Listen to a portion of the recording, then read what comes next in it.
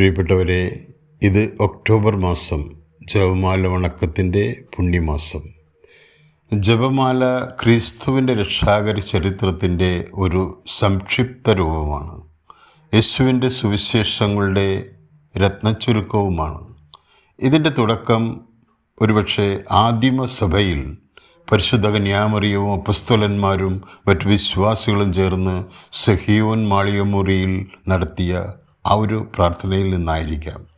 പരിശുദ്ധപിതാവ് John Paul രണ്ടാമൻ ഇപ്രകാരം പറയുന്നു: ജപമാല ചൊല്ലുക എന്നാൽ മറിയത്തോടൊപ്പം യേശുവിൻ്റെ തിരുമുഖത്തെക്കുറിച്ച് ധ്യാനിക്കുക എന്നല്ലാതെ മറ്റൊന്നുമല്ല. ജപമാല പുതിയ നിയമത്തിലെ മറ്റൊരു സങ്കീർത്തനമാണ്.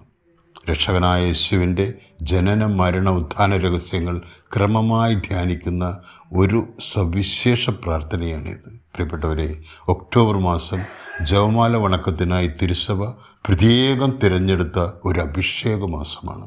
ആദിമസഭയെ ചൈതന്യപ്പെടുത്തിയ, ശക്തിപ്പെടുത്തിയ, പരിശുദ്ധാത്മവർഷത്തിന് ഹേതുവായ പരിശുദ്ധ അമ്മയോടൊപ്പമുള്ള അപ്പസ്തോലന്മാരുടെ ആ കൂട്ടായ്മ സ്മരിച്ചുകൊണ്ട് ഈ മാസം അത്രയും ജപമാല ധ്വനികളുടെ മാധുര്യം ആസ്വദിച്ച് നമുക്കും ഏക മനസ്സോടെ പ്രാർത്ഥിക്കാം.